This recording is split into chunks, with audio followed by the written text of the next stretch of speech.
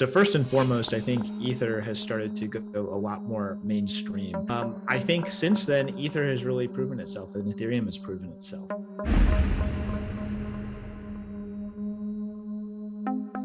By the time we get to the point where the majority have clued into it, ETH price is going to be like, much higher than what it is previously. And that's why I was buying ETH during the bear market, 1 to 200 range. We sat there for a long time. I was buying ETH there with the thesis that people are going to discover staking and it drives value to ETH. And I believed that proof of stake was going to happen. A lot of people didn't. A lot of people still don't, because they think that real proof of stake is when the merge goes through. Like, you can print a token on Ethereum and make 100 of them, but if no one wants it, then it's not scarce, right? Like, just because not much is available to buy doesn't mean anything.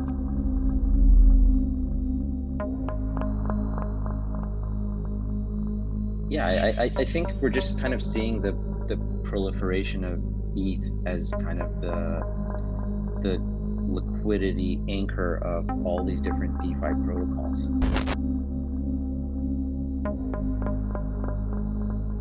But beyond that, just talking about Ethereum and Ether, you had a lot of discussion that I think was really starting at the institutional level, among even YouTubers who are focused on personal finance and other topics, started to talk about Ethereum alongside Bitcoin. So I think a lot of what we talked about during that last podcast was Ethereum is going to start to enter the zeitgeist and go mainstream. And I think that's what's kind of happened over the last 6 months. A bunch of things, but I think in those 6 months, it's incredible to think how much has happened in those 6 months. And for anyone who's watching this episode, I'd encourage you to go back and watch the original episode from 6 months ago to see how I think this group was spot on a lot of things. So first and foremost, I think Ether has started to go a lot more mainstream. I guess during that time when we recorded that podcast back in December, the ETH BTC ratio wasn't doing particularly well. A lot of people didn't have a lot of confidence. And I think since then, Ether has really proven itself and Ethereum has proven itself. I think Ethereum has gone through a really exciting period.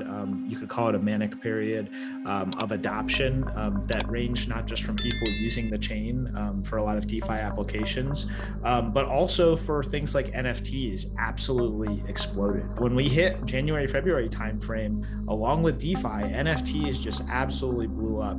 And what you saw with that was a lot of new participants coming into the market who perhaps had never participated in crypto before, weren't interested in crypto before, were now interested in something like NFTs. I mean, NFTs got so big that even Saturday Night Live did a skit on NFTs, which I'm sure a lot of the listeners of this podcast may be familiar with.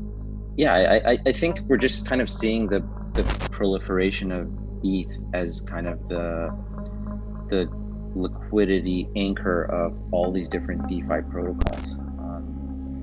It's not like a huge change from before. We've always seen that to some extent, but it's just solidifying, right? It's just the market for the liquidity of ETH is just exploding indexes.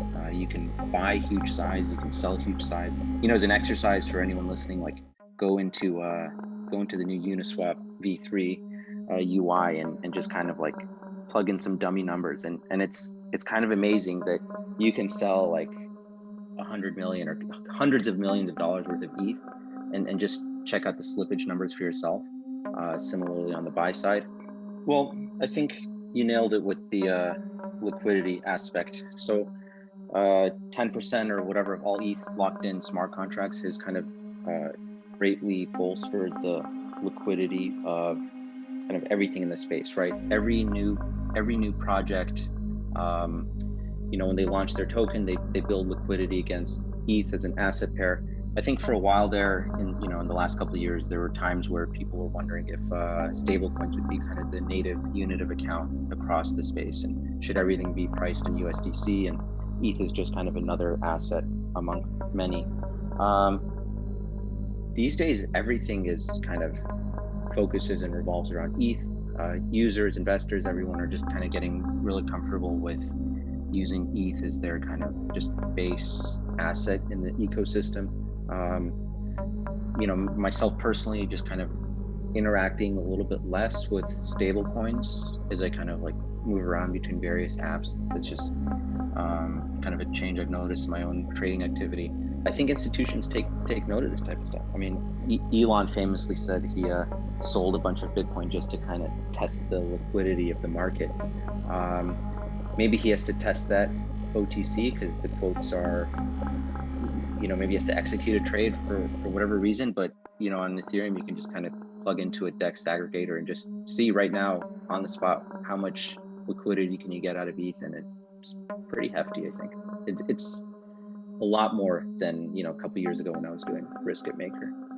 I obviously haven't been shy with my price predictions and everything that I'm saying. Some people give me shit about it, but I never actually put a time frame on it. I really don't give a crap about the time frames. I'm obviously in this for the long term. I have already kind of decided, I decided this a while ago, that I'm here for life. So if I live to be 80 years old, well, I've still got another 50 years in me. So, I take the multi-decade approach here.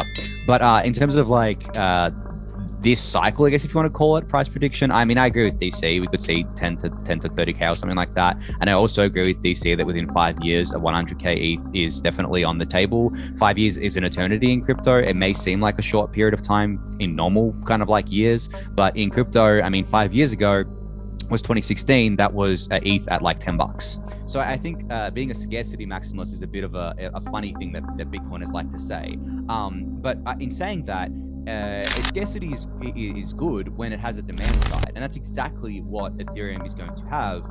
It already has that, but with 1559, we basically channel that demand side into driving value to ETH as an asset here. I think I can. And one thing I want to push back on is people who say they're scarcity maximalists, because scarcity is only one side of the coin. If there's no demand for your scarce asset that you think is scarce and whatever, then it doesn't really matter. Like, you can print a token on Ethereum and make 100 of them, but if no one wants it, then it's not scarce, right? Like, just because not much is available to buy doesn't mean anything.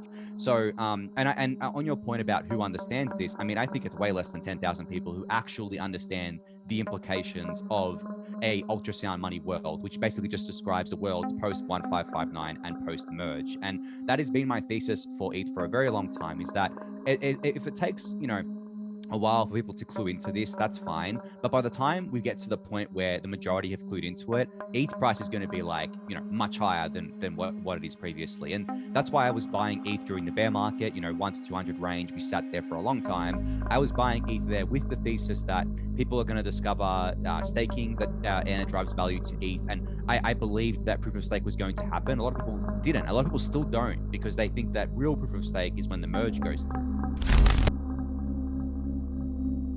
So first and foremost, I think Ether has started to go a lot more mainstream.